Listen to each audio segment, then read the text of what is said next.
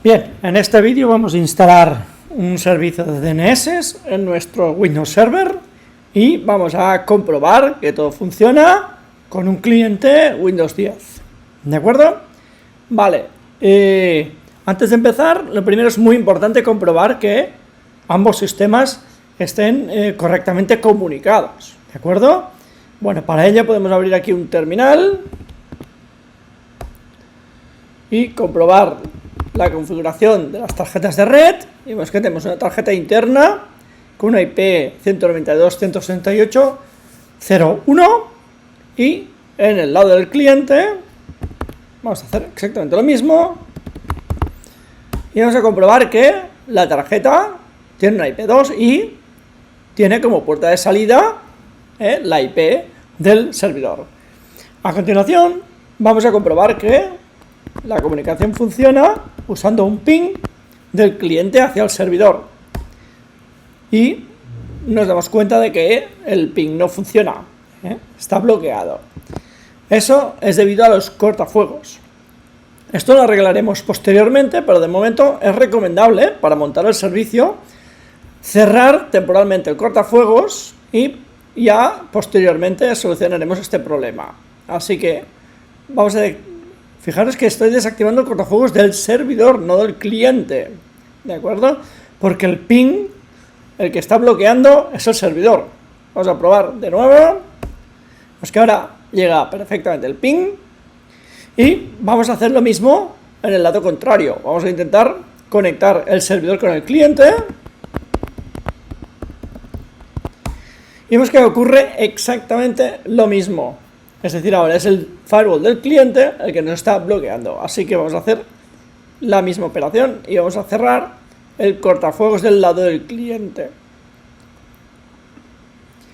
Cuando todo el sistema funcione, reactivaremos de nuevo los cortafuegos y haremos las operaciones que sean necesarias para que el servicio siga funcionando a pesar de tener los cortafuegos levantados. Bueno, vemos que ahora ambos ordenadores están perfectamente conectados. ¿De acuerdo? Vamos a cerrar los terminales. De acuerdo. Muy bien. Una vez tenemos ambos sistemas perfectamente conectados, instalamos el servicio de DNS. Para ello usaremos la herramienta de roles y características del servidor.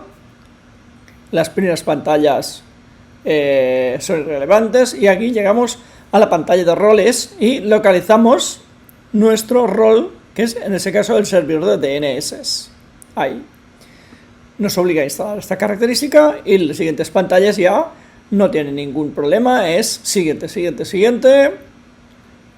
y instalamos el servicio.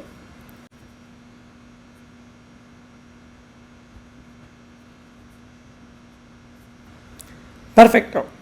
Una vez instalado vemos que aquí ya aparece el servicio del DNS y aquí en las herramientas, bueno, desactivamos esta alerta, vale, está. Y en las herramientas ya disponemos del panel de control del sistema DNS. De acuerdo, ahí lo tenemos. Muy bien.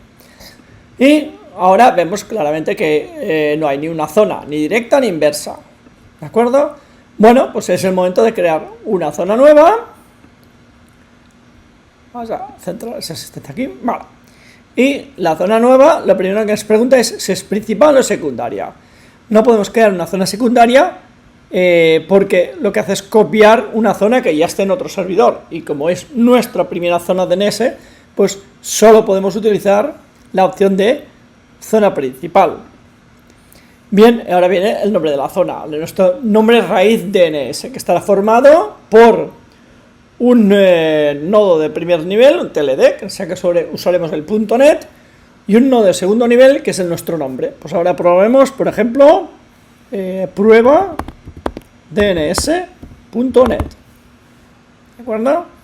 Pues un nombre de base, un dominio de TLD, en ese caso .net. Evidentemente esta DNS no existe, estamos haciendo solo para probar que somos capaces de configurarlo. Luego, en la realidad, habría que alquilar el dominio y luego configurar el servidor. Bien, este es el archivo donde van a quedar guardados los datos de la zona. Podéis cambiar el nombre, pero no importa. Y luego están las actualizaciones dinámicas.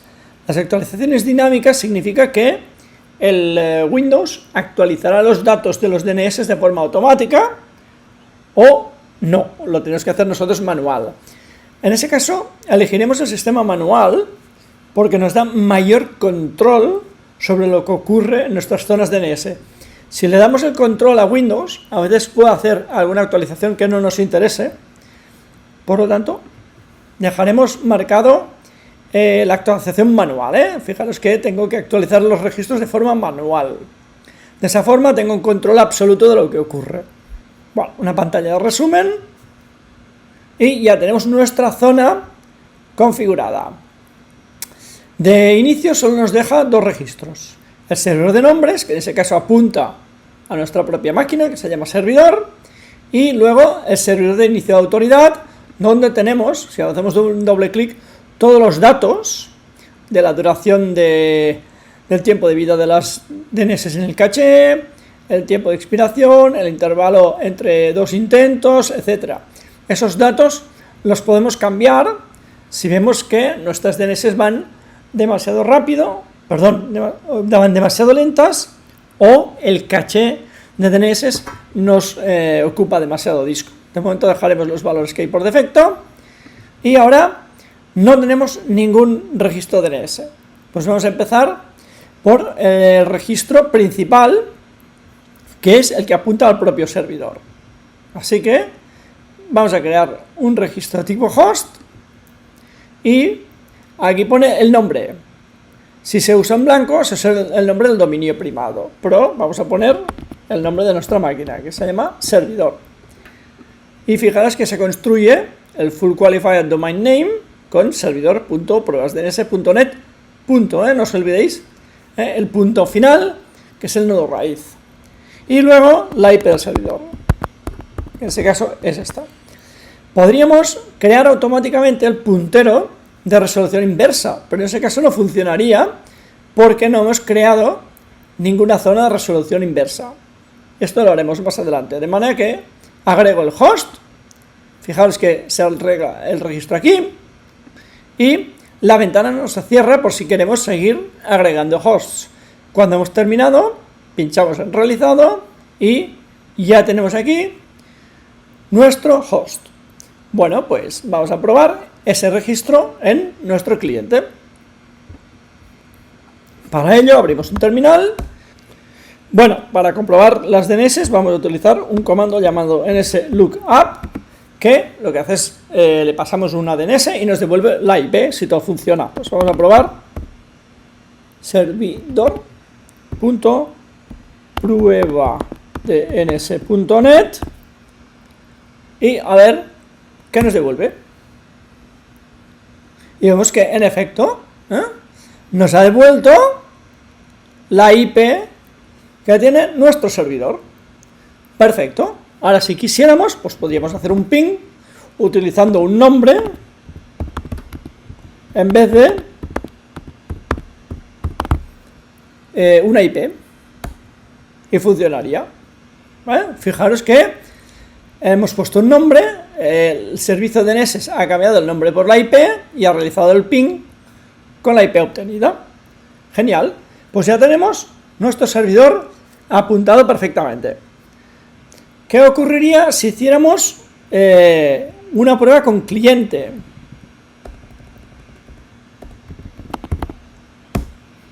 Pues que no puede resolver ese nombre. Bueno, pero de hecho un ping. Bueno, es lo mismo,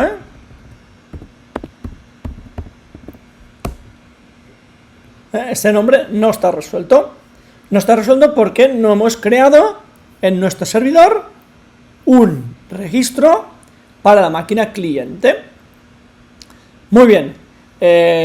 Para hacerlo, lo que haremos es primero crear una zona inversa. ¿Qué hace la zona inversa? La zona inversa hace lo contrario, fijaros. Lo que voy a hacer es un lookup poniendo la dirección, esperando que me devuelva el nombre, y me dice que no, este nombre no lo encuentra. Pues vamos a crear aquí una zona inversa y vamos a hacer lo mismo que antes, zona nueva. De nuevo, como no tenemos una zona inversa donde copiar, tenemos que elegir zona principal. Aquí podéis elegir el tipo de IP que queréis resolver, en este caso vamos a usar IPs de versión 4. Y aquí os pide que escribáis el identificador de red, que es la parte de la IP que corresponde al identificador de red, que en nuestro caso es 192.168.0. Y aquí vendría el número del equipo. Aquí tenéis de nuevo el nombre del fichero, actualizaciones manuales, y en fin, vemos que el proceso es casi el mismo que en otro caso. Ahora nos vamos a la zona inversa, que nos ha creado de nuevo un registro NS y un registro SOA, y aquí vamos a crear un puntero de resolución inversa. Fijaros que ahora nos pone la parte de red de la IP y debemos completarla para rellenar la IP del equipo, en ese caso la IP del host, y el nombre del host lo podéis escribir si os lo sabéis, o podéis usar el examinar y ir a buscar el puntero A que corresponde,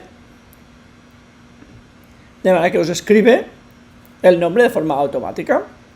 Aceptamos, ya tenemos el registro inverso y ahora podemos comprobar que aquí resuelve perfecto. Nos dice que este nombre corresponde, esa IP corresponde a ese nombre de equipo. Evidentemente, el del cliente aún no funciona.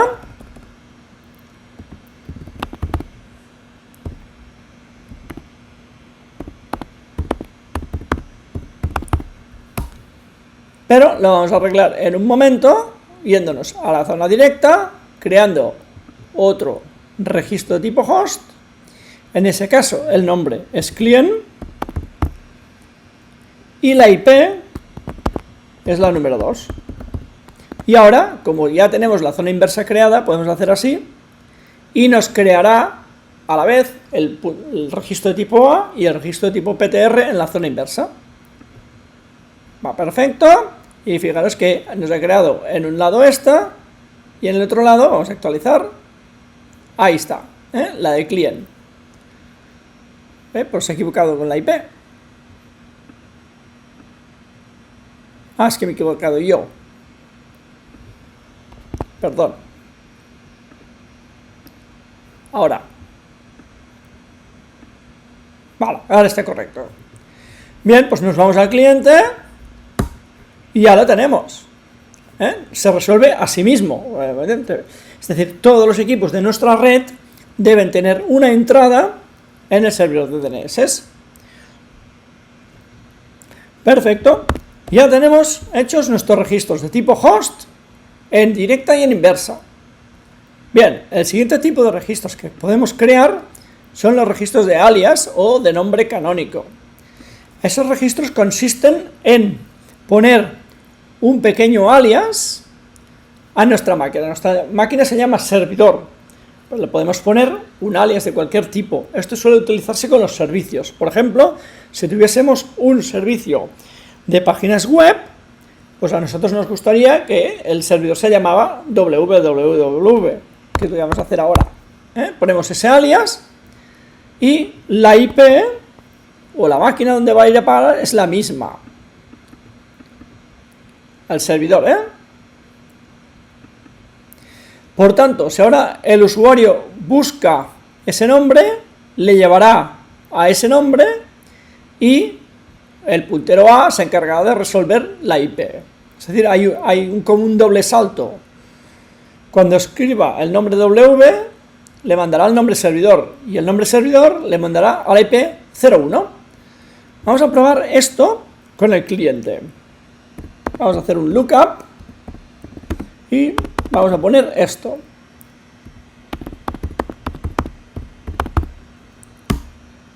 Y vemos que llega. Fijaros que ha hecho una conversión doble. Yo he puesto esto y me ha dicho esto, de hecho se llama así y corresponde a esa IP. Y el alias es este. Perfecto. Pues así, para cada servicio que fuéramos creando, crearíamos el alias. pues si hacemos un servicio FTP, podremos usar el alias FTP, etcétera, etcétera. Y nos quedaría el último tipo de registro que vamos a ver, que es el de correo. Este registro sirve para apuntar a un servidor de correo. Y nuevamente hay que poner un alias, pero esta vez en vez de poner www, vamos a poner mail o correo. De manera que el correo prueba DNS apunta aquí. Ahora, de nuevo, hay que buscar la máquina que contiene el servidor de correo, que en ese caso sería nuestro servidor, y una prioridad. Esa prioridad es porque servidores de correo suele haber más de uno, porque trabajan con mucha carga y se suele poner más de uno. Pues entonces la prioridad indica cuál es el servidor de correo que vamos a poner primero. Podríamos crear uno con prioridad 10, otro con prioridad 5 y otro con prioridad 1. Y se cogería primero el que tiene mayor prioridad. Vale, pues aceptamos nuestro registro, ya lo tenemos, y aquí pasaría lo mismo. Cuando pongamos correo, lo mandará al servidor y servidor lo mandará a la IP. En ese caso ocurrirá algo un poco curioso, y es que el lookup no nos va a responder. Ahora vamos a probar. ¿De acuerdo? No da un error, simplemente no responde. ¿Por qué no responde? Pues porque para responder aquí deberíamos tener un servicio de correo capaz de recibir esa petición y emitir la respuesta correspondiente. Como no existe, aquí no responde, pero sin embargo está bien. Fijaros que si yo elimino este registro, el resultado es completamente diferente. Ahora dice que no existe eso, mientras que antes no decía esto. Bueno, en cuanto posteriormente instalemos un servicio de correo, este registro DNS ya va a operar correctamente. Vamos a dejarlo escrito para no perderlo.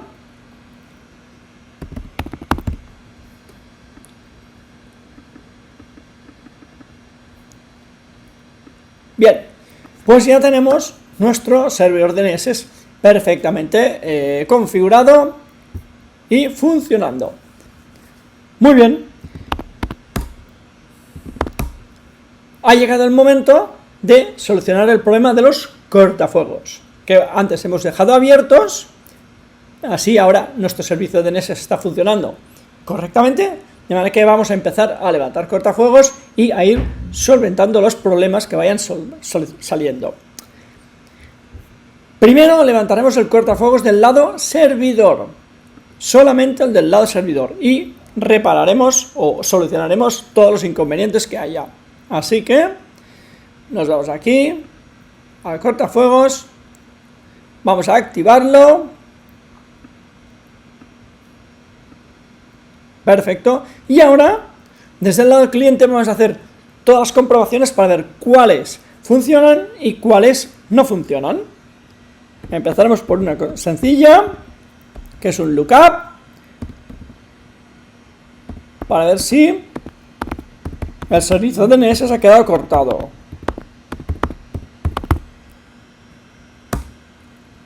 Vemos que no, que el servicio DNS está funcionando correctamente, Así que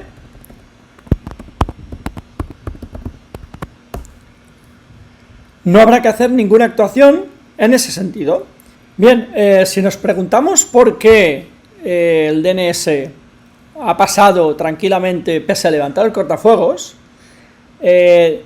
deberíamos primero averiguar cuál es el puerto de DNS, y esto lo podemos hacer buscando en internet y comprobamos que el servicio DNS utiliza 53 en protocolos tanto TCP como UDP. Vale, algo que no hemos visto, y es que cuando hemos instalado el servicio de DNS, el Windows Server ha creado la exclusión en el cortafuegos de forma automática, sin que nosotros la supervisemos. Si os fijáis, y hacemos la configuración avanzada en las reglas de entrada, observaremos que existe una entrada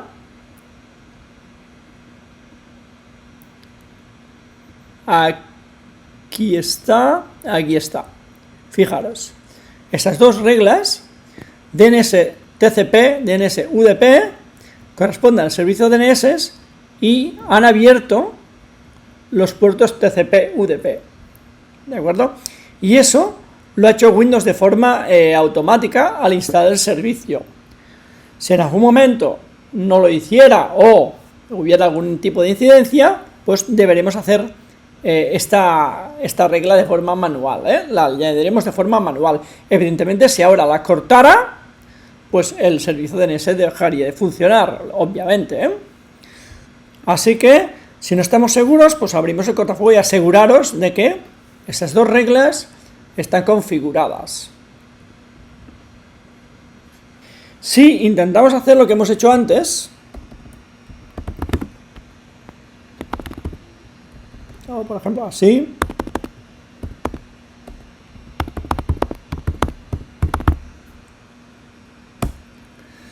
vemos que la parte DNS está perfecta, ha resuelto, pero no manda el ping.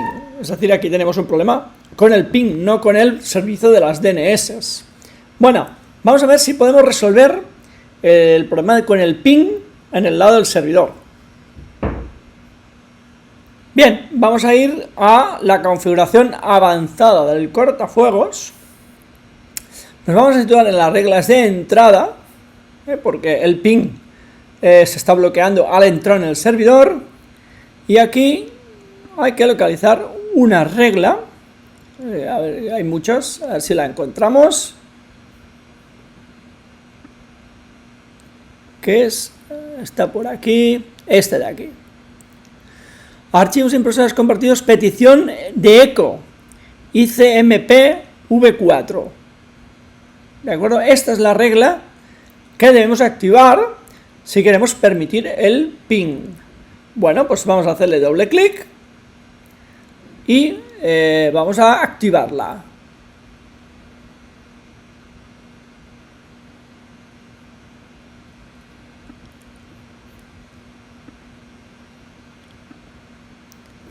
Bien, activada esa regla, vamos a probar si ahora funciona lo que antes no funcionaba.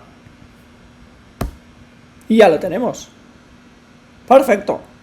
Y ya tenemos el cortafuegos del lado servidor levantado y nos está funcionando tanto la resolución DNS como el ping. Muy bien. Pues ahora toca levantar el cortafuegos del cliente.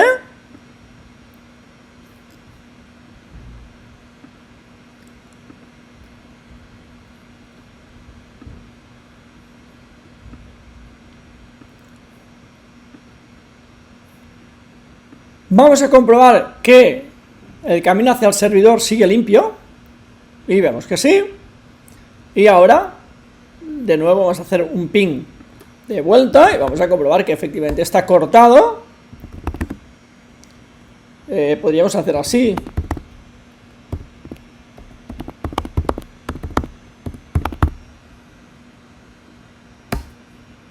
Vemos que resuelve. Porque así mismo también se resuelven las DNS. Sin embargo, el ping está cortado. Pues vamos a hacer la misma modificación que hemos hecho en el cortafuegos del servidor en el cortafuegos cliente. Vamos a ir al cortafuegos, vamos a ir a las reglas avanzadas, reglas de entrada, vamos a hacer la ventana un poco mayor y de nuevo localizamos la compartición de archivos,